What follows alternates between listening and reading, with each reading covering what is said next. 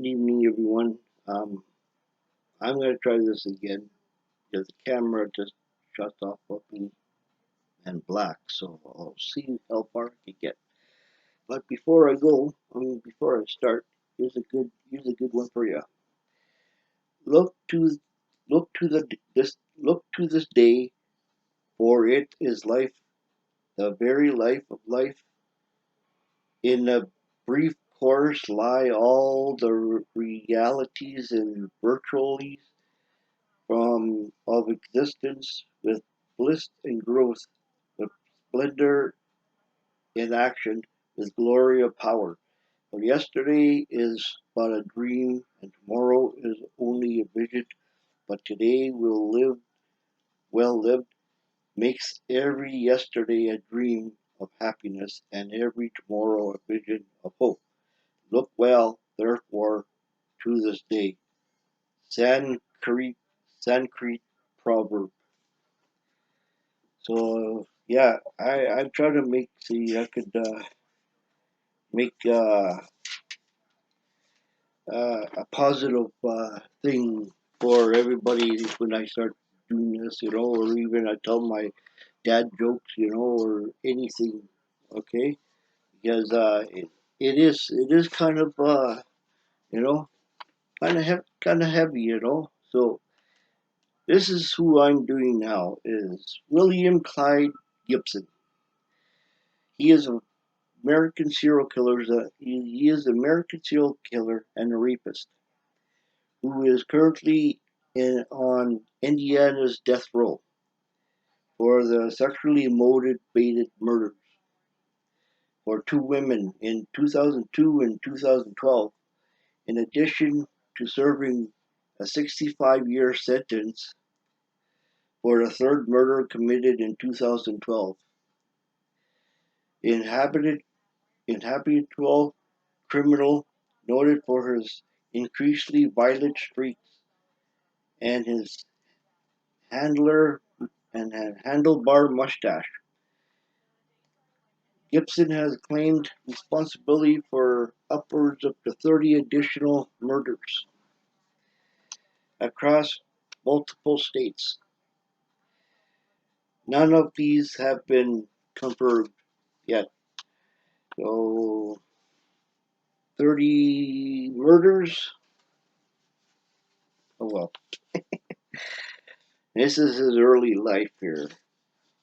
William Clyde Gibson III was born on October 10, 1957, in Raleigh, North Carolina, the youngest of four children born to William Jr. and foreman for a tree trimming company, and Jeline Jen Gibson, a cashier at Sears store. When he was 2 years old, his family moved settled in New Albany, Indiana, where Gibson grew up in later interviews. He claimed never experienced any abuse or negligence from other parents. He was well spoiled, but acknowledged that his father was an alcoholic. So from his early age, Gibson displayed odd behavior, having having trouble speaking to others, struggling in school, and preferring to stay home with his mother. Whenever he went to school, Gibson was bullied up until his sixth grade, when he became large enough to defend himself. However, he started bullying other children. He often got in trouble for fighting, ta- talking in class, and not following directions. Yeah, just like me. I don't follow directions either. But this continued outside the school, which a childhood friend, Melanie Schwartz, claiming that Gibson had shot another child in the eye with a BB gun. At, at the age of 13, he also started drinking, and later that year would be arrested for stealing a motorcycle or motorbike. Eventually, Gibson dropped out of school and continued to commit small time crimes, including drink and driving and crashing into cars. 2 weeks after his incident, he joined the army and was stationed in West Germany as a maintenance or a mechanic. During his deployment, he was awarded badges for marksmanship and handed grenade usage, but at the time to be developed in addition to drugs such as heroin, cocaine, and LSD. I took them all. I'm a recovering addict too, so going on 2 years clean, over 2 years clean. Sorry. So which he often mixed with alcohol. In 1979, he was dishonorably on dishonorably discharged for stealing a car and sentenced to a year in prison at Fort Leavenworth, where he attempted to kill himself by slitting his wrists and on one occasion I slit my wrist, but I'm not dead yet. And so after his release, he married an artist in June 1980. But after he was diagnosed with infertility, Gibson intensified his his drug usage, reportedly smoking upwards of 20 marijuana joints a day. Well, you call it an addict. That's what you call an addict. So this is his other crimes. January 26, 1991, Gibson hit another vehicle while backing up to his truck and sped off after seeing a nearby police officer attempted to inspect the damage.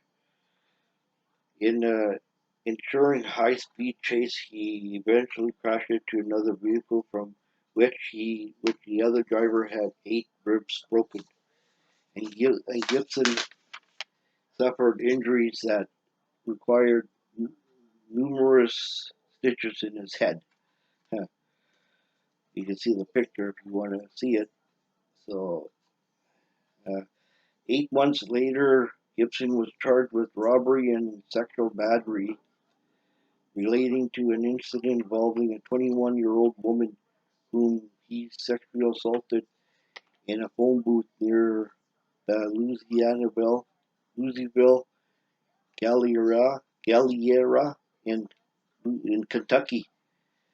At the sub-jury trial for this case, his lawyer claimed that he was mentally ill and requested a competency evaluation, which the court granted, which examining psychologist Robert Newman concluded that Gibson had an IQ of 79 and refused to take responsibility for his actions. So, which he blamed on his alcoholism. He did not suffer from any mental illness that impaired of his judgment. Due to his Due to this, he was found competent to stand trial and accept an Elford plea, which he was sentenced to 7 years in prison at the Lucille Luxkett Correctional Complex in Louisiana, I guess. LaGrange. Upon learning of his conviction, his wife divorced him. I would too. During his imprisonment, where he was ordered to attend sex offenders rehabilitation rehabilitation program. Long word. Gibson refused to admit responsibility for the crimes and was thus deemed ineligible to participate while he was considered an obedient inmate who rarely caused trouble, even earning an associate degree in art from Lindsay Wilson College. Silver psychiatrists assessed him, including that Gibson had poor judgment and often experienced conflicting feelings of loneliness and losing control. Despite these diagnoses and refusal to complete the rehabilitation whatever program, he was deemed unlikely to be reoffended. He was released on April 5th, 1999, which after he was added to the Indiana Sex and Violent Offender Registry. After his release, he started dating Kelly Bailey. The pair moved to an apartment in Borden, Indiana. However, Bailey left him in 2000 due to Gibson's worsening drug habit. Later that year, Bailey fled, filed a police report claiming that Gibson had blocked her car with his vehicle while she was delivering newspapers and proceeded to hit her before stealing her car keys and fleeing the scene. While her case was considered credible due to the visible injuries on her face, it was ultimately not pursued to a lack of evidence. The following year, Gibson was arrested for stealing a Harley Davidson. He has stole a lot of stuff, but a lot of cars. I've never stole motorcycles because I got a lot of respect for that. So, motorcycles and sentenced to 3 years imprisonment. He was allowed to spend half of his time at Madison State Hospital in Madison, where he would receive treatment for drug use and alcohol addiction. Hospital staff claimed that Gibson seems disinterested in the treatments, and two psychiatrists later diagnosed him as a bipolar disorder for which he was prescribed Seroquel, but don't prescribe me Seroquel because I go fucking nuts. So, but again, no indication that mental illness or a psychiatric disorder were noted. After release from the hospital, he was sent to serve the rest of his sentence at Floyd County Jail, where he remained until his discharge on March 12, 2000. Uh, so this is different. I got my hearing aids in because I'm kind of deaf. I've had these for years, but I sometimes uh, I don't know, didn't really want to wear them, but now I think I'm going to wear them because I try not to pretend not to hear you guys. I mean, hey, I'm married. I can hear my wife. So, so yeah, and this is a known murder. He says he collected all those murders. We'll see. So on October 10th, 2002, Gibson was out drinking at a bar in Jeffersonville at when he met a 44-year-old Karen Sue Hadrala. The beauticians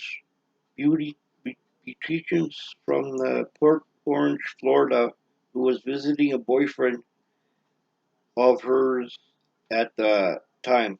After spending time with the local bars, the pair found themselves out of apartment complex in New Albany.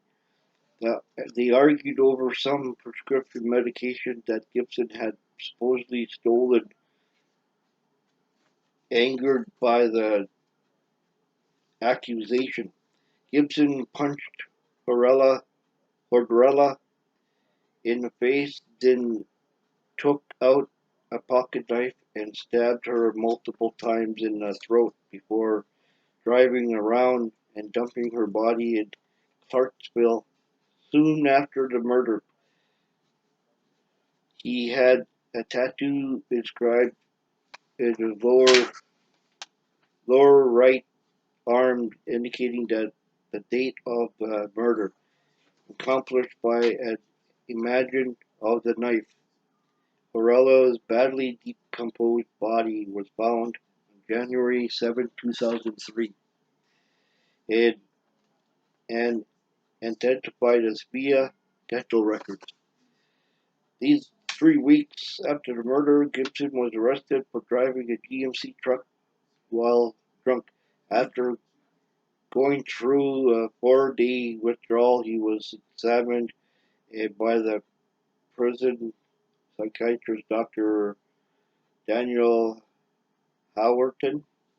While Gibson complained of his frequent headaches, stomach aches, insomnia, and hydro hydronics.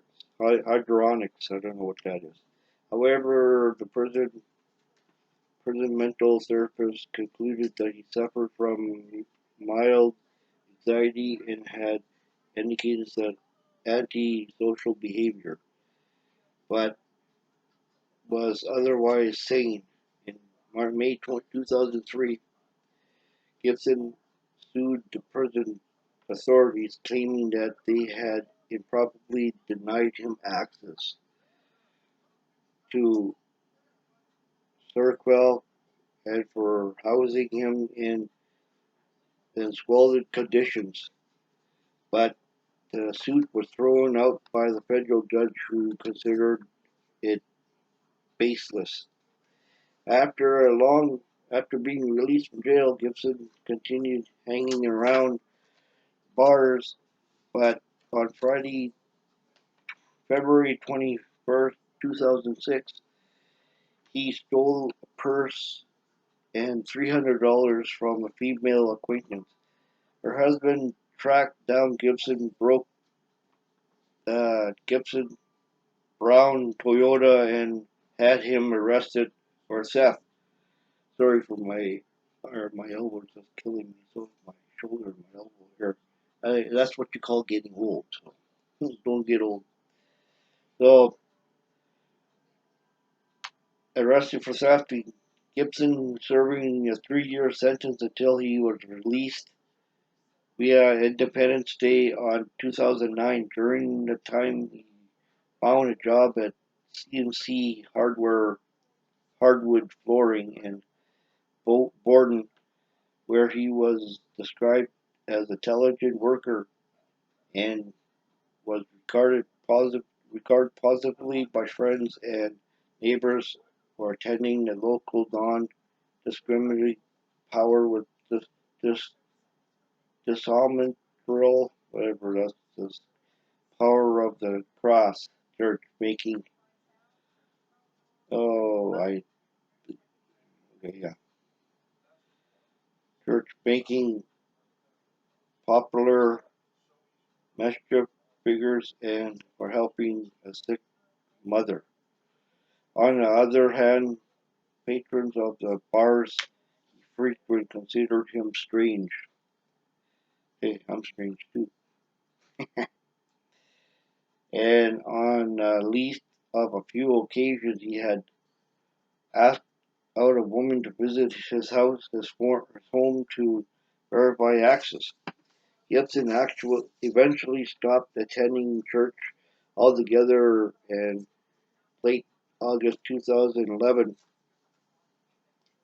and his mother was admitting to a nursing